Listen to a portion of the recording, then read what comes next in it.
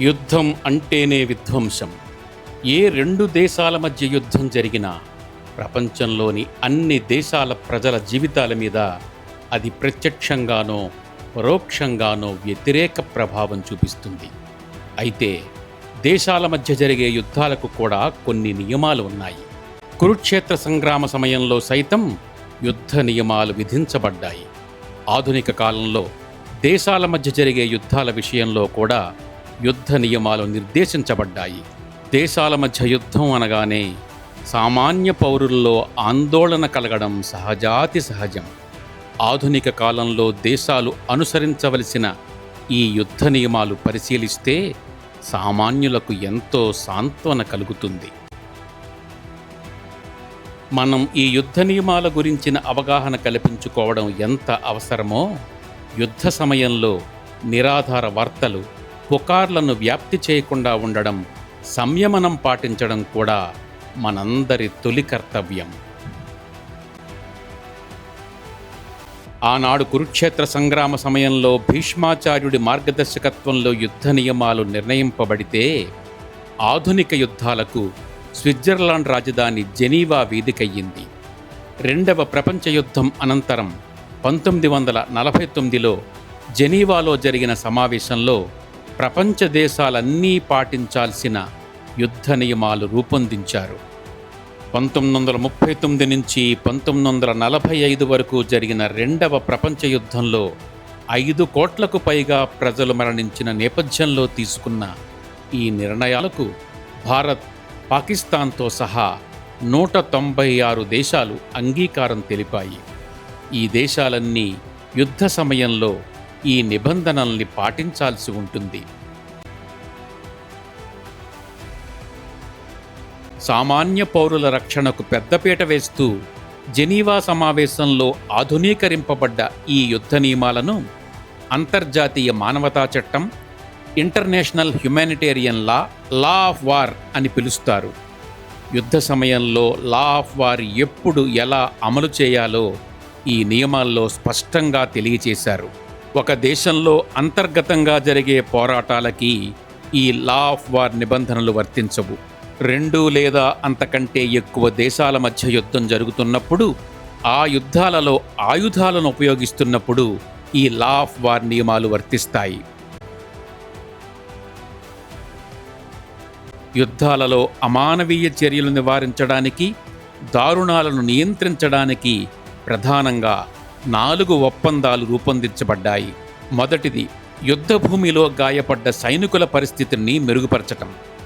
రెండవది, యుద్ధంలో భాగంగా సముద్ర జలాల్లో, నౌకల్లో క్షతగాత్రులైన, అనారోగ్యం పాలైన నావికుల పరిస్థితిని మెరుగుపరచటం.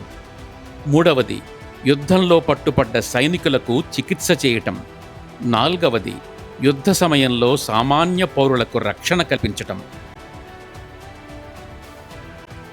అంతర్జాతీయ మానవతా చట్టం రూపొందించిన 161 నియమాలలో ప్రధానమైన యుద్ధ నియమాలు ఏమిటంటే, ఒక దేశం మరొక దేశంపై దాడికి దిగే ముందు హెచ్చరికలు తప్పనిసరిగా జారీ చేయాలి.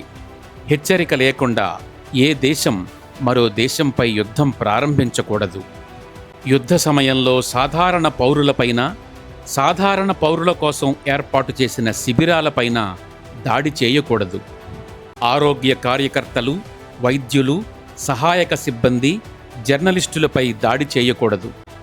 రెడ్ క్రాస్ సిబ్బందిపైన, రెడ్ క్రాస్ గుర్తు ఉన్న శిబిరాలపైన దాడి చేయకూడదు.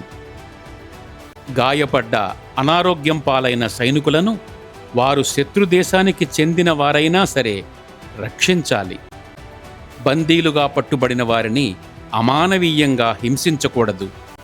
చిన్నపిల్లల్ని, సాధారణ పౌరులను సురక్షిత ప్రాంతాలకు తరలించడంలో యుద్ధంలో పాల్గొంటున్న అన్ని దేశాలు చర్యలు తీసుకోవాలి. చారిత్రక, మతపరమైన ప్రదేశాలు, సాంస్కృతిక వారసత్వ ప్రదేశాలపై దాడి చేయకూడదు. యుద్ధ సమయంలో శత్రుదేశపు సైన్యం లొంగిపోతే మానవత్వంతో వ్యవహరించాలి. వారిని యుద్ధ ఖైదీలుగా పరిగణించాలి.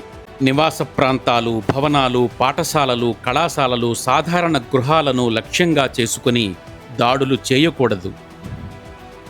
ఈ నియమాలను ఐక్యరాజ్య సమితి, అంతర్జాతీయ న్యాయస్థానం, అంతర్జాతీయ రెడ్ క్రాస్ సంస్థలు అమలు చేస్తాయి. ఏదైనా ఒక దేశం ఈ నియమాలను ఉల్లంఘిస్తే ఆ దేశాన్ని యుద్ధ నేరస్తులుగా పరిగణించి యుద్ధ చట్టంలోని 44వ అధ్యాయం ప్రకారం నిబంధనలను ఉల్లంఘించిన దేశంపై అంతర్జాతీయ న్యాయస్థానంలో క్రిమినల్ విచారణ జరిపి శిక్షించే అధికారం అంతర్జాతీయ క్రిమినల్ కోర్టుకు ఉంది. స్వతహాగా భారతదేశం శాంతికాముక దేశం. అలాగని శత్రువు కయ్యానికి కాలుదువ్వితే తగిన గుణపాఠం చెప్పడంలో ఏమాత్రమూ వెనకడుగు వెయ్యదు. భారతదేశం ముందుగా అణు ఆయుధాలు ఉపయోగించను అనే స్వయం ప్రతిపత్తి ప్రకటనకు కట్టుబడి ఉంటూనే ఎవరైనా భారత్పై అణుదాడి చేస్తే విధ్వంసకరమైన ప్రతిస్పందన ఇవ్వడానికి అణుబాంబులతో సహా సర్వసన్నద్ధంగా ఉంది.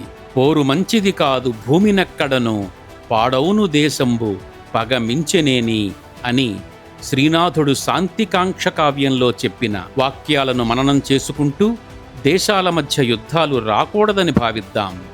మన సనాతన సంప్రదాయాన్ని అనుసరించి సర్వే జనా సుఖినో భవంతు అని మనస్ఫూర్తిగా కోరుకుందాం.